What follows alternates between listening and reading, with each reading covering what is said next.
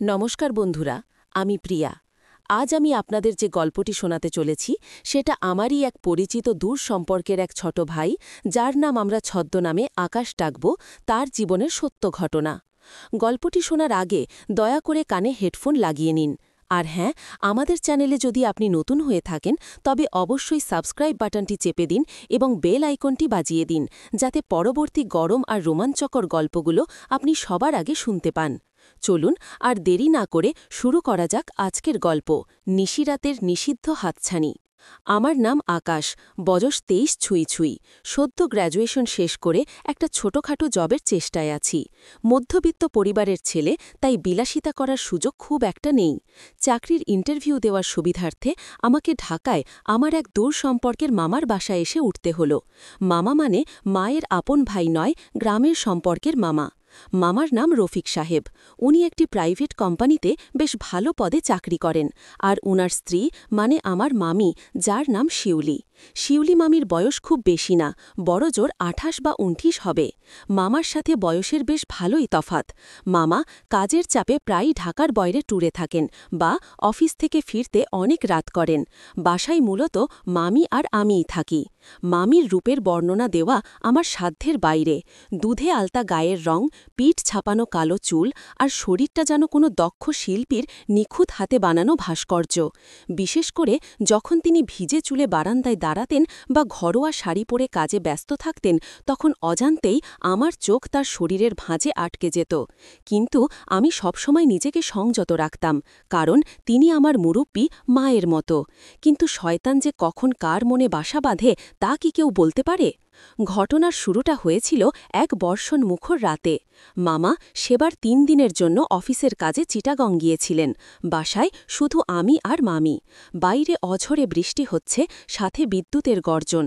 রাত তখন প্রায় ১১টা। লোডশেডিং হওয়ার কারণে পুরো এলাকা ঘুটঘুটে অন্ধকার। আমি আমার রুমে শুয়ে মোবাইলের টর্চ জেলে গরমে ছটপট করছিলাম। হঠাৎ দরজায় টোকা পড়ল। আকাশ, ঘুমিয়েছিস? মামির গলা, কণ্ঠে কেমন যেন একটা ভয়ের রেশ। আমি দ্রুত উঠে দরজা খুললাম।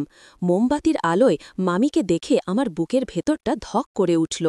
তিনি একটা পাতলা সুতির শাড়ি পরে আছেন, আঁচলটা বুকের ওপর থেকে কিছুটা সরে গেছে। ঘামে তার গলার কাঁচটা ভিজে চকচক করছে। মোমবাতির ওই আধো আলোয় তার ফর্সা শরীরটা যেন আগুনের মতো জ্বলছিল। আমি ঢোক গিলে বললাম, না মামি, ঘুমাইনি, কিছু হয়েছে? মামি একটু এগিয়ে এসে বললেন, আসলে খুব ভয় করছে রে আকাশ, বাইরে যা বাজ পড়ছে, আর কারেন্টও নেই। তুই কি একটু ডাইনিং রুমে এসে বসবি? একা ঘরে থাকতে পারছি না। আমি বললাম, হ্যাঁ মামি, চলো, আমি আসছি। আমরা দুজনে ডাইনিং টেবিলে মোমবাতি জ্বালিয়ে মুখামুখি বসলাম। বাইরে বৃষ্টির শব্দ আর ভেতরে পিনপতন নীরবতা। মাঝে মাঝে বৃত্ত চমকানোর আলোয় আমি মামির মুখের দিকে তাকাচ্ছিলাম। তার চোখে মুখে একটা অস্থিরতা। গরমের কারণেই হয়তো তিনি বারবার শাড়ির আঁচল দিয়ে গলার ঘাম মুছছিলেন।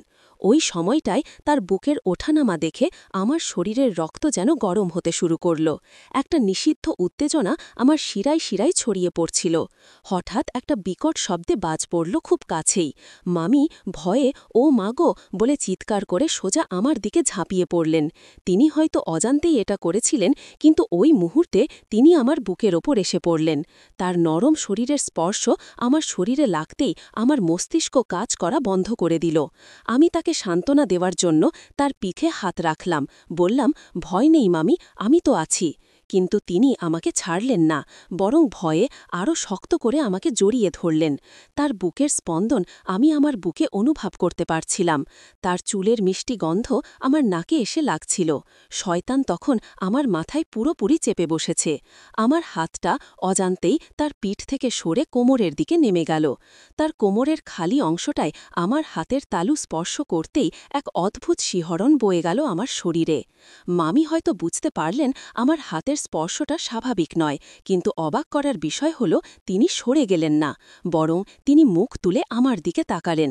সেই মোমবাতির আলোয় তার কাজল কালো চোখে আমি এক অদ্ভুত নেশা দেখতে পেলাম। সেটা কি ভয় নাকি সম্মতি আমি বুঝতে পারলাম না, কিন্তু তার ঠোঁট দুটো সামান্য কাঁপছিল। আমি নিজেকে আর ধরে রাখতে পারলাম না, একটা ঘোজের মধ্যে পড়ে গেলাম। আমার হাতটা তার কোমরের নরম মাংসে একটু চাপ দিল।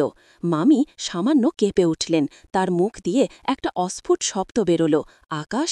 ওই ডাকটা আমাকে থামানোর জন্য ছিল না, বরং মনে হলো আমাকে আরও কাছে ডাকার জন্য। আমি সাহস করে তার চোখের দিকে তাকিয়ে ফিস করে বললাম, মামি, তুমি কি জানো তোমাকে আজ কতটা সুন্দর লাগছে? কথাটা বলেই আমি আমার মুখটা তার মুখের খুব কাছে নিয়ে গেলাম। আমাদের দুজনের নিঃশ্বাস একে অপরের মুখে লাগছিল। মামি চোখ নামিয়ে নিলেন, কিন্তু বাধা দিলেন না। এই নীরবতাটাই ছিল আমার জন্য সবচেয়ে বড় ইঙ্গিত। আমি বুঝতে পারলাম শুধু আমিই নয়, মামার অনুপস্থিতিতে মামিও হয়তো একাকিত্বে ভুগছেন এবং এমন কোনো স্পর্শের অপেক্ষায় ছিলেন। আমি ধীর লয়ে আমার ডান হাতটা তার গালের ওপর রাখলাম। তিনি চোখ বন্ধ করে নিলেন। আমি আলতো করে তার কপালে একটা চুমু খেলাম। তিনি শিউরে উঠলেন। আমার সাহস বেড়ে গেল দ্বিগুণ। আমি এবার আমার 2 হাত দিয়ে তাকে আমার শরীরের সাথে আরও নিবিড়ভাবে মিশিয়ে নিলাম। তার বুকের নরম স্পর্শ আমার বুকে এক অস্বচ্ছ আনন্দের সৃষ্টি করল। আমি নিজের ওপর আয়ত্ত হারিয়ে তার গাড়ে মুখ ডুবিয়ে দিলাম। তার শরীর থেকে আসা এক বন্য গন্ধে আমি পাগল হয়ে যাচ্ছিলাম। মামি এবার আমার শার্টের কলারটা খামচে ধরলেন। মনে হলো তিনি কোনো এক অতল গহ্বরে তলিয়ে যাচ্ছেন, আর আমি তার একমাত্র অবলম্বন। আমি তার কানের কাছে মুখ নিয়ে ফিসফিস করে বললাম, মামি, এটা কি ভুল হচ্ছে? তিনি কোনো উত্তর দিলেন না, শুধু আমার দিকে তার আর্দ্র ঠোঁট বাড়িয়ে দিলেন। সেই মুহূর্তটা ছিল পৃথিবীর সব নিয়ম ভাঙার মুহূর্ত। আমি আর দেরি না করে তার ঠোঁটে আমার ঠোঁট ডুবিয়ে দিলাম, প্রথমে আলতো করে, তারপর ক্রমশ গভীর থেকে গভীরে। বাইরের বৃষ্টির তাণ্ডব যেন আমাদের শরীরের ঝড়ের কাছে হার মেনে যাচ্ছিল। চুমু খেতে খেতেই আমার হাত তার শাড়ির ভাঁজ ভেদ করে পেটের ওপর দিয়ে ওপরে উঠতে লাগল। যখন আমার হাত তার বুকের নরম অংশে স্পর্শ করল, তিনি একটা দীর্ঘ শ্বাস ছেড়ে আমার চুলগুলো শক্ত করে ধরে ফেললেন। আমি বুঝতে পারলাম এই সম্পর্ক আর মামি ভাগ্নের মধ্যে সীমাবদ্ধ নেই। আজ রাতে আমরা এমন এক সীমারেখা পার করতে চলেছি যেখান থেকে আর ফেরার কোনো পথ নেই। সমাজের চোখে এটা পাপ, এটা অবৈধ, কিন্তু ওই 4 দেওয়ালের অন্ধকারে কামনার আগুনে আমরা তখন অন্ধ। আমাদের এই নিষিদ্ধ ভালোবাসা বা পাপের খেলা হয়তো সেখানেই শেষ হতে পারত, কিন্তু পরদিন সকালে যা ঘটল তা ছিল আরও নাটকীয়। ভেবেছিলাম রাতের ঘটনাটা হয়তো একটা ভুল বা আবেগের বশবর্তী হয়ে ঘটেছে এবং সকালে মামি অনুশোচনায় ভুগবেন, কিন্তু সকালে নাস্তার টেবিলে যখন মামি আমাকে চা দিতে এলেন, তখন তার চোখে আমি কোনো লজ্জা বা অনুশোচনা দেখলাম না, বরং তার ঠোঁটের কোণে ছিল এক রহস্যময় হাসি। চায়ের কাপটা আমার হাতে দেবার সময় তিনি ইচ্ছাকৃতভাবে তার আঙুল দিয়ে আমার আঙুলে আলতো করে ঘষে দিলেন এবং ফিসফিস করে বললেন, আজ রাতেও কিন্তু কারেন্ট নাও থাকতে পারে আকাশ, দরজাটা খোলা রেখো আকাশ। মামির এই কথাটা শোনার পর আমার হাত থেকে চায়ের কাপটা প্রায় পড়েই যাচ্ছিল। আমি বুঝতে পারলাম এটা কোনো এক রাতের ভুল ছিল না। মামি আমাকে এক গভীর ফাঁদে ফেলেছেন, অথবা হয়তো আমরা দুজনেই স্বেচ্ছায় এই ফাঁদে পা দিয়েছি। ব্ল্যাকমেল নয়, কিন্তু এক অদ্ভুত ইশারা, যে ইশারায় জড়িয়ে আছে এক নিষিদ্ধ জগতের আমন্ত্রণ। মামার অনুপস্থিতি, মামির এই অতৃপ্ত বাসনা আর আমার কিশোর মনের কৌতূহল সব মিলিয়ে আমাদের এই সম্পর্ক এক নতুন মোড় নিল। গল্পের বাকি অংশ শুনতে চাইলে কমেন্ট করুন পার্ট 2 এর জন্য।